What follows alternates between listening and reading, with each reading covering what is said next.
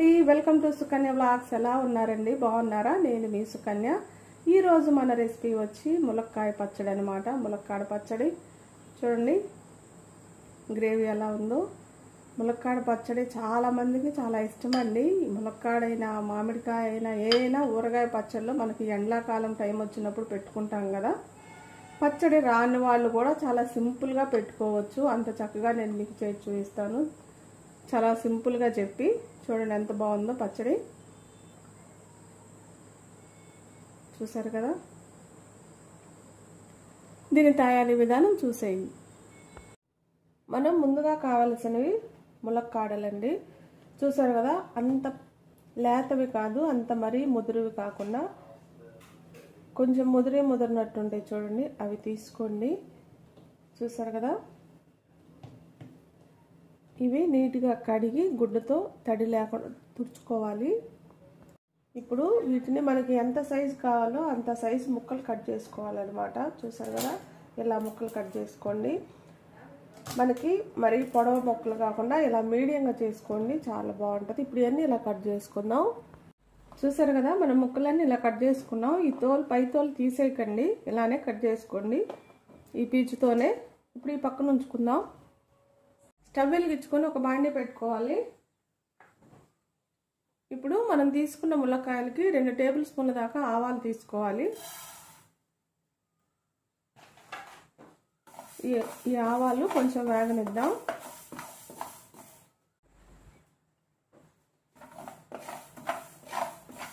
ఈ ఆవాలు కొంచెం వేగినాక 1 టేబుల్ స్పూన్ మెంతులు వేసుకోండి. ఈ ఆవాలు మెంతులు మంచిగా వేగనిద్దాం.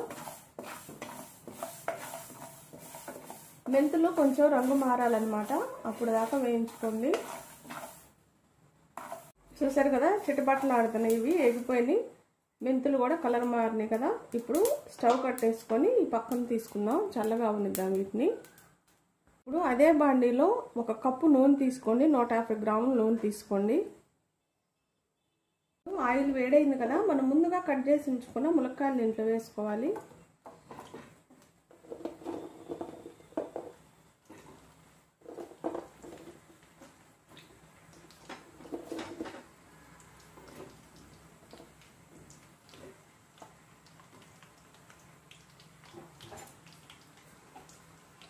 వీటిని నూనెలో 1-2-3 నిమిషాలు వేయించుకోవాలి, ఎక్కువ అవసరం లేదు. మనం ఎక్కువగానే వేపామనుకో గట్టిగా అయిపోతుంది అన్నమాట ముక్క.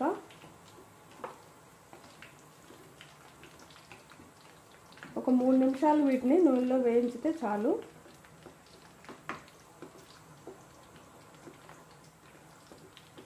ఒక 3 నిమిషాలు అయిపోయింది. మనం నూనెలో వేగిపోయింది, చూసారు కదా, కొంచెం లైట్గా కలర్ మారినాయి కదా.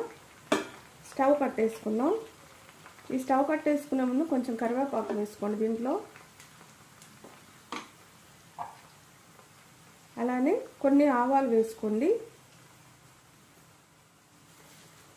ఈ వేడికి అవి వేగిపోతాయి. ఇప్పుడు ఇది చల్లగా ఉన్నిద్దాం. ఇప్పుడు మనం ఒక మిక్సీ గిన్నె తీసుకొని దీంట్లోకి చల్లగా అయిన ఆవాలు వేసుకుందాం. దాంతోపాటు ఒక నిమ్మకాయ సైజ్ అంత చింతపండు వేసుకోండి. చూసారు కదా, ఇప్పుడు వీటన్నిటిని కలిపి మనం మిక్సీ పట్టుకుందాం మెత్తగా. ఇప్పుడు ఆయిల్ కూడా చల్లగా అయిపోయిందండి. మనం మిక్సీ పట్టుకున్న ఆవపిండి, చింతపండు, మెంతిపిండి ఇవి ఇప్పుడు దీంట్లో వేసుకోవాలి.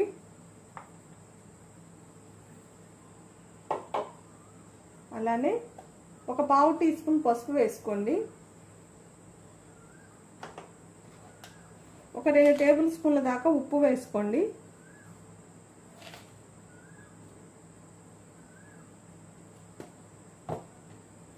ఇప్పుడు ఒక 3 టేబుల్ స్పూన్ల దాకా కారం వేసుకోండి.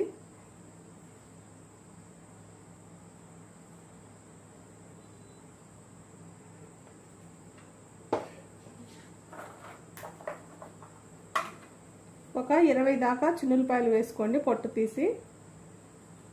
ఇప్పుడు వీటన్నిటిని బాగా ఒకసారి కలుపుదాం.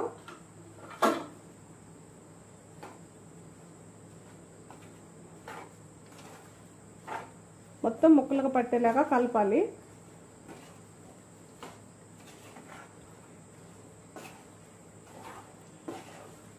ఇలా మనకి కొంచెం నూనె ఎక్కువ ఉంటేనే పచ్చడి అనేది పాడవకుండా ఉంటుందన్నమాట. చూసారు కదా, మనం తీసుకున్న నూనె కరెక్ట్గా సరిపోతుంది. 5 ములక్కాయలకి నేను తీసుకున్నవి కరెక్ట్గా కొలతలు మీకు సరిపోతాయి.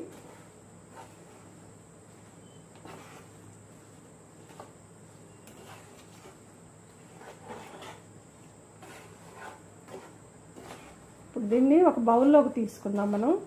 ఉప్పు అనేది ముందే ఎక్కువ వేసుకోకండి, ఎందుకంటే తర్వాత ఉప్పు చాలకపోతే కొంచెం వేసుకోవచ్చు. ముందే ఎక్కువ వేసుకున్నారనుకో పచ్చడి మరి కసువైపోతుంది.